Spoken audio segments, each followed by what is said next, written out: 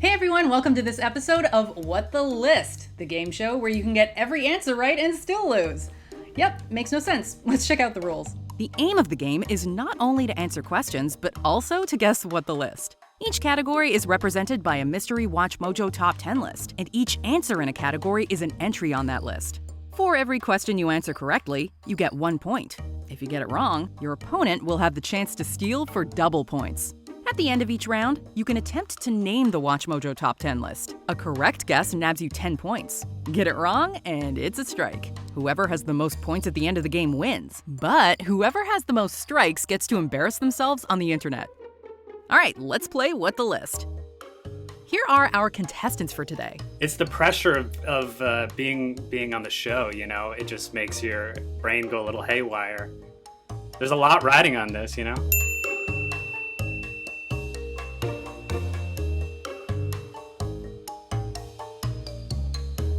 No, no, no, no, no, no, no, no, no, no, no, no, no.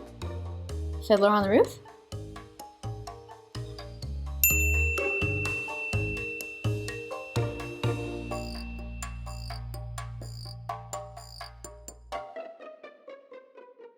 This week we have some very special guest contestants, and we will get back to our regularly scheduled program soon with our contestant Lenny to see if he can keep up his streak.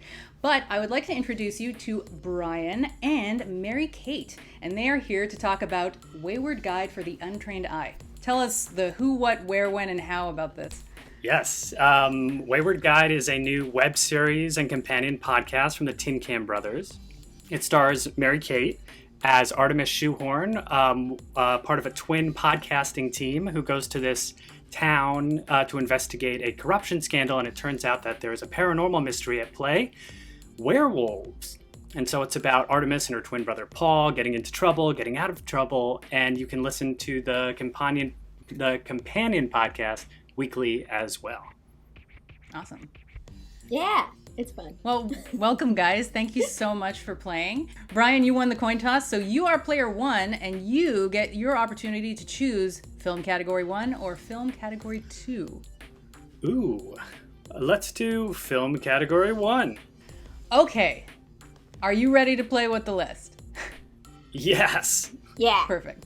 All right. Number 10 on film category number 1 for Brian. Days after this musical came out in 2019, the studio announced that an updated version would be released with improved visual effects. Unfortunately, one review still said that many of its uncanny images are sure to haunt viewers for generations. I believe that's got to be the Abomination Cats the Musical. Correct. I just watched it. It was so no! bad. Is it okay? So is it as bad? I haven't seen it. Is it as bad as they say? I was so prepared for how bad it was going to be, and it still shocked me. Let's go on to number 9. This fantasy adventure sees Tom Cruise attempting to save unicorns from the Lord of Darkness. Oh boy. Tom Cruise in a fantasy. I don't know. And I hope Mary Kate doesn't know either. I will say this, you do not lose points for guessing. So Okay. It almost feels like it's a comedy, but I can't think of a Tom, because it's just such an insane premise. Unicorns from the Lord of Darkness. I don't know. I honestly am just drawing a blank. Mary Kate, are you interested in stealing? I have no idea. I Okay. am embarrassed, but I have not even the faintest clue of what this could be. All right, perfect. I will reveal this to you only at the end of the round once we have revealed what the list is. Okay? So we Very will move exciting. on to number 8. The 400-year-old dragon in this 80s cult classic has been praised by several fantasy storytellers, including George R.R. Martin and Guillermo del Toro. 400-year-old dragon in an 80s movie. This has got to be a classic dragon. I'm just gonna make an insane guess that's out of character for George R.R. Martin and Guillermo del Toro, and just go full Disney and just say Pete's Dragon. That's what we're going with? Why not? Unfortunately, no. That would have been really funny though, and a good question, but no, unfortunately. Mary-Kate, do you have any idea? Are you interested in stealing? I got really excited, and then I started to doubt myself. My guess is The Never-Ending Story. Unfortunately, also not the correct. No! So, No. sorry. So I think Two very PG answers for these like fairly graphic horror storyteller types. I know. Okay, so number 8 stumped everybody. I will move on to number 7. In the season 3 finale of Stranger Things, Dustin and Susie sing the catchy theme song from this 80s fantasy film. Ooh, I feel like Mary-Kate knows this. I'm going to be honest, I never finished season 3 of Stranger Things. Ooh. I didn't even start So season 3 of Stranger Things. I know there's an ice cream place and Russians. That's all I got. You want to take a Let stab? me think. An 80s fantasy film. The Never-Ending Story? That's what you're going with? Sure. You're correct. Oh, wow. Wow. Dang it. That feels good. It also feels good to have something else on the board aside from cats right now. You know? Fair enough. All right, we have a score of 2-0 now. We're in this game now. Number 6. The climax of this 8-movie battle of good versus evil sees the teen hero seemingly murdered by the villain. And this is for kids. Oh. Okay. I'm going through all the franchises in my head. First it was Star Wars, which doesn't feel right for this. Then I went to The Hunger Games, but that's only 3 or 4 movies. I can't even remember. It's certainly not 8. I feel like it's going to be something which is right in my wheelhouse, which is Harry Potter. Although the phrasing of the question is difficult, where it feels like it's not Harry Potter. But I'm going to go with Harry Potter because there are indeed 8 movies. You are and correct. He does get murdered. You are correct. Seemingly murdered. He does not get Seemingly murdered. He gets seemingly murdered. But yes, you are correct. It is Harry Potter. Woo! It gets pretty graphic near the end of those films, I huh? was going to be shocked if you missed that one, Brian. You can keep your title. It's the pressure of being on the show, you know. It just makes your brain go a little haywire. There's a lot riding on There this, is you know. a lot, yeah. All right, let's move on to number 5. I hope I'm not gonna trip you up anymore.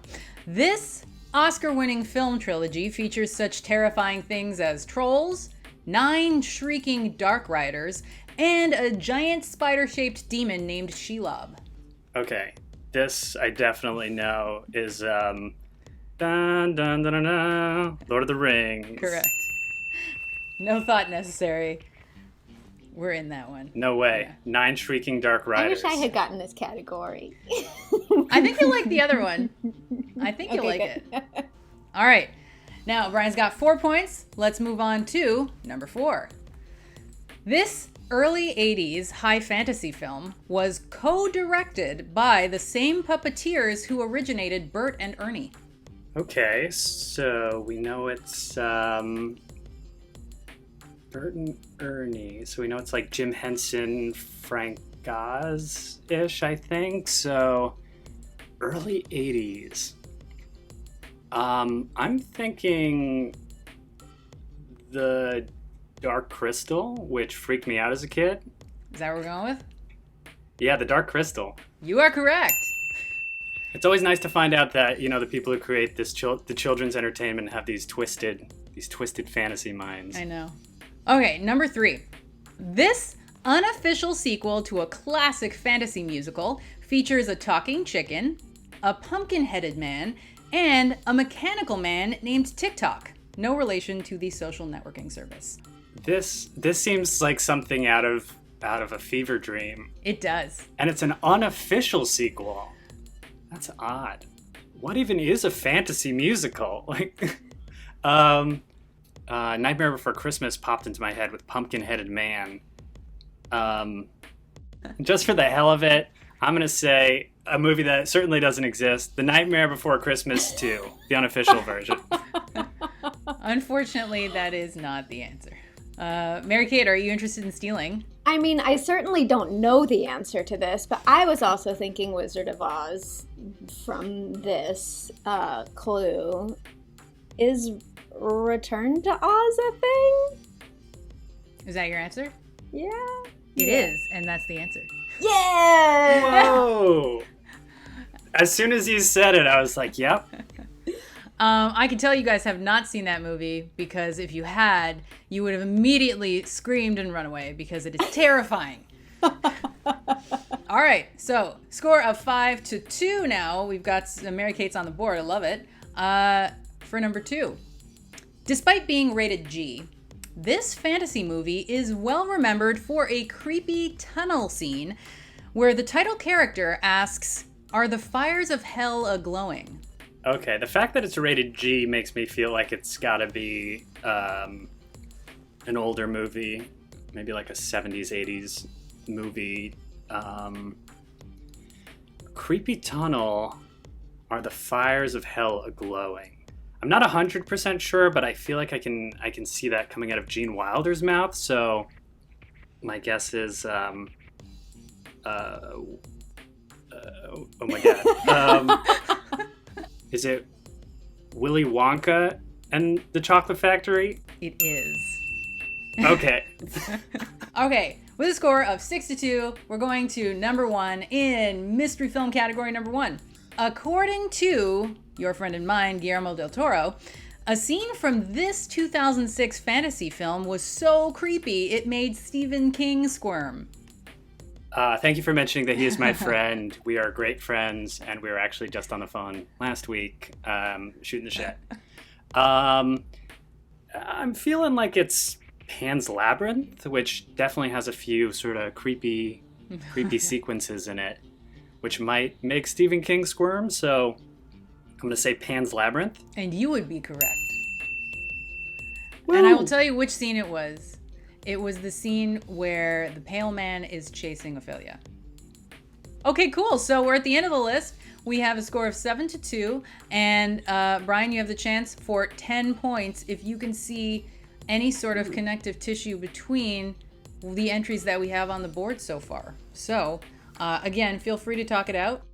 This is tough because it's such a mix. Like there's a little bit of a fantasy edge to everything for sure.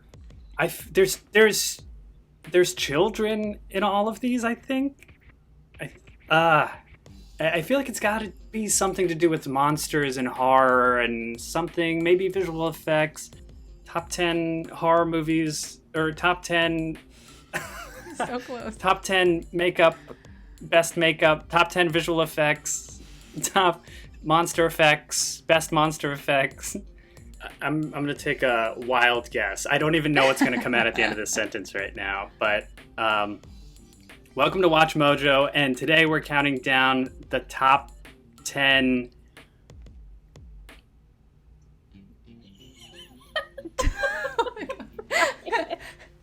movie visual effects, movies with monster visual effects. The SEO on that is just stellar. But a lot of hits. Unfortunately, no, that is not the correct list. So you get a strike, which means if Mary-Kate does not get any strikes, for shame, you're gonna have to embarrass yourself on the internet with your embarrassing story. Oh, that we can't do this game show. All right. Mary-Kate, do you have any idea what this list is? My guess was going to be, welcome to WatchMojo, and today we're counting down our picks for the top 10 creepy fantasy movies? I'll give it to you. I'm going to give it to you. Oh! It's scariest, but I will give it to you because I find they're interchangeable in this scenario. Creepy. Okay, so just before we end the round, I am going to tell you the ones that we did not get to, which is number 9. This fantasy adventure sees Tom Cruise attempting to save unicorns from The Lord of Darkness, and that is the 1985 film Legend. There you go. The Lord of Darkness is played by Tim Curry. So if that sells it to you even more, there you go. That's funny. And number 8, the 400-year-old dragon in this 80s cult classic has been praised by several fantasy storytellers, including George R.R. Martin and Guillermo del Toro. And that is 1981's Dragon Slayer. That's kind of a you know it or you don't. Mm-hmm. Yeah. We're on to round 2 of What the List. Mary Kate, it's your turn. You get mystery film category number 2. The score is 12 for you to 7 for Brian. Are you ready? Yeah, let's do this. Perfect. Okay, so just so you know, this list was originally published in 2012. Okay? Okay. A great year Number for me. So great. Oh, yeah. Okay, good. Okay, number 10. This cult classic film has inspired midnight screenings where audience members throw rice, confetti, and toast, among other things. I don't know that I equate this with rice, confetti, and toast, but I do know that they do midnight screenings quite a lot. Rocky Horror Picture Show? You are correct. Yes. Yes. No, they do so many things. There's a scene where you have to like hide under a newspaper. You throw confetti, you throw rice when a couple gets married. There's like water guns if the theater allows it. They don't often. What else? Oh, there's so many things. All right, let's move on. Number 9. Gwen Stefani and Eve sampled a song from the musical this movie is adapted from for their track, Rich Girl. Sampled a song from the musical this movie is adapted from. Na na na na na na na na na na na na. Fiddler on the Roof? Correct. That was too fast. Come on. Put some thought into it at least. No, I'm kidding. I had to reread the question to make sure I was thinking about it right. And let's cut. But yes. Then let's spend that time cutting to a clip of Mary Kate as Tevye. All right, awesome. Let's move on to number 8. This dark musical was directed by the filmmaker behind Batman and Robin, with the actor who played Leonidas as the titular character. Okay, well, I don't know who Leonidas is. But I do think that Batman and Robin was made by Tim Burton, who made maybe multiple dark musicals, but the one that is coming to mind is Nightmare Before Christmas. Is that what we're going with? Yeah. Unfortunately, no. No! Brian, are you interested in the steal? I'm definitely interested in the steal. Ooh. And this is going to be, I think Leonidas is the giveaway, who I believe that's Gerard Butler's character in 300. So I'm going to go with Phantom of the Opera. You are correct. Dun, dun, dun, dun, dun. Well done. Okay. Mary Kate, number 7. The characters in this 1968 movie were written by Charles Dickens. The songs were not. Well, Charles Dickens is, in fact, my favorite classic literature author. I'm going to go with Oliver! Exclamation point.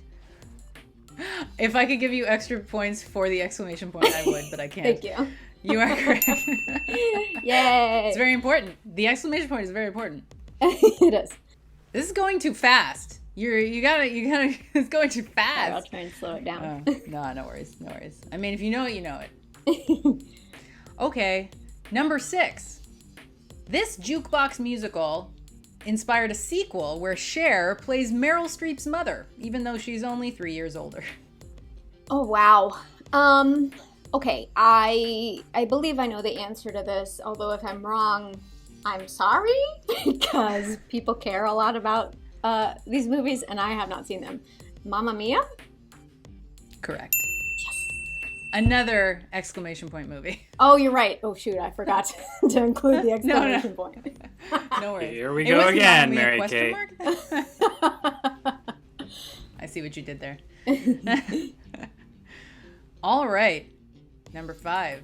although Audrey Hepburn planned to provide her own vocals for this movie, her singing voice was mostly dubbed by Marni Nixon. That is My Fair Lady. Yes, it is. A great film. You're a beast. You're a musical movie beast. I could have danced all night. I have seen that one. Okay, we have a score right now of 17 for Mary-Kate and 9 for Brian. And Mary-Kate, I just want to say, are you seeing any kind of connective tissue between the entries on this list? Yeah, I feel like I am. I think I am. All right, cool. Let's move on and see if we give you any more clues. Number 4. Catherine Zeta-Jones was approached about starring in this crime movie after a producer heard her singing Christmas carols. That's gonna be Chicago. I'm pretty sure about that. Yeah, it is. They both reach for the gun. We're almost there. Let's do it. Number 3. We'll power through. Although this 1961 Shakespearean love story won the Best Picture Oscar, the stage production that inspired it did not win the Tony for Best Musical. Whoa, okay. This one is stumping me. 1961 Shakespearean love story. Oh, I'm going to guess West Side Story? That we're going with? Yeah. Yeah. I've never seen it. You've never seen West Side Story? The movie? Yeah. Well, I've never seen the movie. I've seen it on stage. Okay. But it's a classic. Okay, number 2. Despite its high school setting, many of this teen movie's principal cast members were in their 30s and 20s, including a 23-year-old John Travolta. One of my teachers at USC, School of Theater, he directed me in a musical, Kelly Ward. He was in this movie as Putsy. It's Grease. That's very cool. And correct. Yeah. All I'm hearing is Pulp Fiction, the musical. Why has no one done that? I feel like they Maybe probably tried. has. Yeah. Yeah, you're probably right. Or Quentin Tarantino probably Or would they not give up will. the rights to his movies. Let's move on to number 1. After Oscar Hammerstein's death, Richard Rodgers was forced to write the songs I Have Confidence and Something Good Alone for the film version of their musical. This is so sad. But the answer is Sound of Music. Yeah. I have Not the confidence most in well-known confidence. songs from that musical, though, I will No, say. that was the first musical love I was singing. ever in, actually, was Sound of Music. So, Oh, cool. What did you play? Sister Mary Catherine, which is, in fact, my name. So that was weird. So we've got the whole list for you to see if you can guess what the list. There's one very obvious connection between all of these things, but is it that easy? Oh. So I'm guessing, welcome to WatchMojo, and today we are counting down our tips. Our tips? Our Picks. Our tips for watching movies. Welcome to WatchMojo, and today we are counting down our picks for the top 10 movie musicals. So I can't More than that? give that to you. It's close, but it's not exactly the same. Brian, are you interested in the steal? I'd like to try to steal. I feel like there's just maybe I'm totally off base here, but maybe there's just a slight tweak to Mary-Kate's answer. Okay, welcome to WatchMojo. Today we're counting down our picks for the top 10 movie musicals based on Broadway shows. You know what? I'm going to give that to you. Ooh, yes. Ooh, yeah. I'm back. Yeah, it is. It's movies based on musicals, but that is essentially what it is. Although I will say Phantom of the Opera was originally in London, but it was on Broadway. Privilege checked. Okay, cool. So we have a very competitive game right now with a score of 21 for Mary-Kate to 19 for Brian. So it's anyone's game in the lightning round. Oh boy. Brian, because you are trailing, you get the chance to choose if you want to go first in the lightning round and kind of set the pace, or if you want to let Mary-Kate go first. I think I'm going to choose to go first. I'm just feeling so, whipped after that last round. I just need to redeem myself immediately. That is fair. Okay, so we'll say bye to Mary-Kate right now. Okay, bye. See you soon. Bye. Brian, I will read you the title and criteria of a WatchMojo top 10 list, and you will have 60 seconds on the clock to name as many entries on that list as possible. Are you ready? Yes. Okay, perfect. The list title is Top 10 Best Lord of the Rings Characters. For this list, we've looked at the characters that appear throughout the whole Lord of the Rings cinematic universe, including the Hobbit trilogy. Remember, we're sticking to the films though, so our apologies to all the Tom Bombadil fans. Go. Bilbo Baggins, Thorin Oakenshield, Gandalf the Grey, Gandalf the White, Saruman, Aragorn, Legolas, Boromir, Faramir, Gollum, what's the King of Rohan? Oh man. Okay. Sauron himself. Why not? The Dark Lord. I'm drawing a blank. I'm seeing images, but the names are not coming to me. Now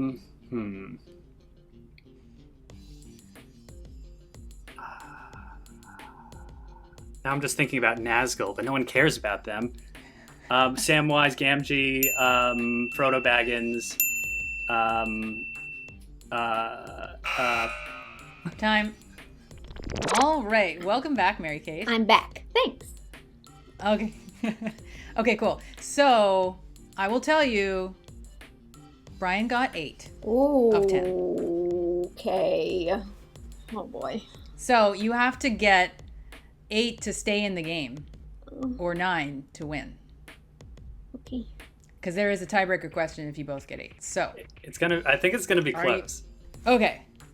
So the title of the list is Top 10 Best Lord of the Rings Characters. For this list, we've looked at the characters that appear throughout the whole Lord of the Rings cinematic universe, including the Hobbit trilogy. Remember, we're sticking to the films though, so our apologies to the Tom Bombadil fans. Go.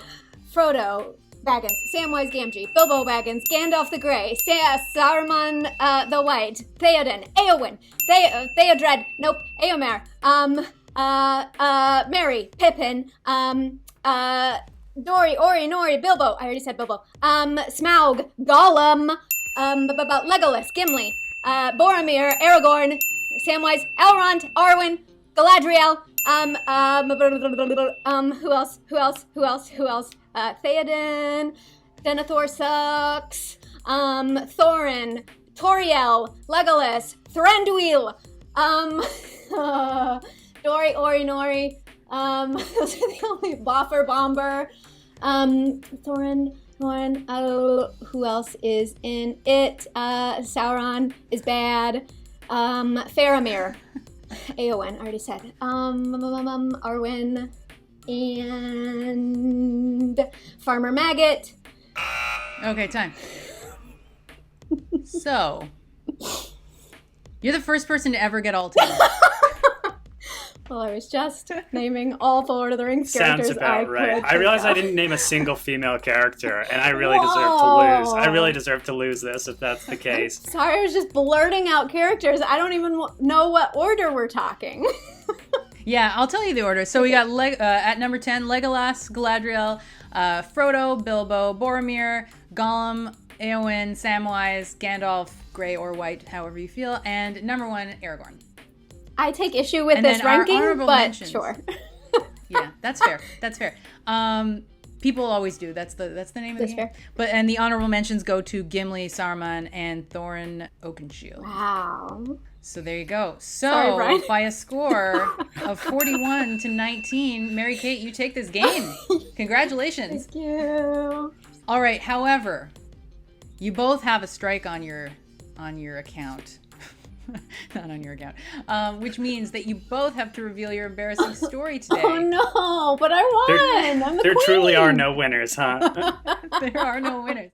I guess, Brian, because you did not win the game, you get to go first. Yes. Okay. So the most embarrassing thing in recent memory is a couple of years ago, I was at this concert giving a concert for several hundred people, and there were about 10 performers, and we always finish our sets with doing a cover of someone else's song, and we decided to do Once in a Lifetime by the Talking Heads, which is not a super popular song for most people, but we were like, this will be fun. So we rehearsed it for hours. We came up with a lot of cheesy choreography, and it came to the performance, and we finished the first verse, and we were all about to come in for the chorus, and I had one of those onstage moments where I just like blacked out and thought that I'd missed the entrance. And so like I heard, this is kind of like nerd music stuff, but I heard the pickup to like 1 for the next phrase, and I thought like that's when the chorus came in. So I suddenly like shouted into the microphone the lyrics, which are letting the days go by, and it just came in so much earlier than everyone else, and like totally like it just sounds like crap, which you'll hear. And I turned around, which was the choreography, and looked right in the eyes of the music director, and he just gave me this look like, no, dude, we had literally rehearsed it for so many hours. And, you know, I feel like I'm taking back my own folly here by admitting this on YouTube. And you may ask yourself, well, how did I get here? How did I get here?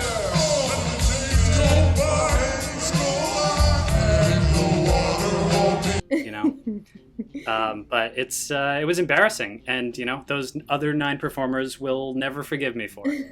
So there you go. Well, neither will the rest of the internet now that we'll be seeing it. So thank you for sharing. Same as it ever was. Is that song? Yeah, same as it ever was. Same as it ever was. Okay. Okay, Mary Kate, your turn. Well, mine is a deep cut from my past. When I was in 8th grade, I had a huge crush on this fellow named Andrew. Last name I will not share in case he wants to retain his privacy. And this doesn't really matter, but he was like definitely the shortest kid in school by far. He was in 9th grade. He was a year ahead of me. And in my junior high, we had like top and bottom lockers, right? We didn't have like the full and he had a bottom locker. And I remember one day walking down the hall, and I could see him like in front of me, hunched down like at his bottom locker, changing his books for the next class or whatever. And I was like, ooh, there he is. Oh my goodness. He's so cute. And as I was walking down this busy hall, I remember it happening so vividly and like in slow motion. Some other kid coming towards me pushed another kid like angrily, and that kid pushed into me, and I was so thrown off balance that I fell backwards and ended up sitting my butt down directly on top of Andrew's back as he was getting into his locker. And I just sat on him, and it was horrifying. And when I finally was able to like pick myself up, he just like turned around and he was like, hey. I was mortified, and that crush did not end up going anywhere after that. So. A literal See, crush. I think that's like a... I crushed him. Yeah. I feel like that's like a meet cute in a movie. Yeah. Maybe. It didn't turn out. Movies aren't real life, Yeah. though. Yeah. It's sort of flirty. Yeah. Just a little sitting on someone's back. Yeah. You can make it work, I I think. didn't feel that way, but thanks, guys. Thank you guys so much for playing. I hope you had a fun time. Please remind everyone where they can watch Wayward Guide for the Untrained Eye. It's on YouTube, youtube.com/TinCanBros. New episodes of the web series every Tuesday. New episodes of the companion podcast every Friday, wherever you get podcasts. Mary Kate stars in it. Mary Kate, why do you think people should watch it? Lots of reasons. Lots of fun accents. Lots of fun characters. And werewolves. And Samwise Gamgee. Thank you guys so much for playing, and thank you for watching What the List. If you are interested in being on as a contestant, be sure to email us a video at WTL@WatchMojo.com explaining to us why you would be a good contestant. See ya.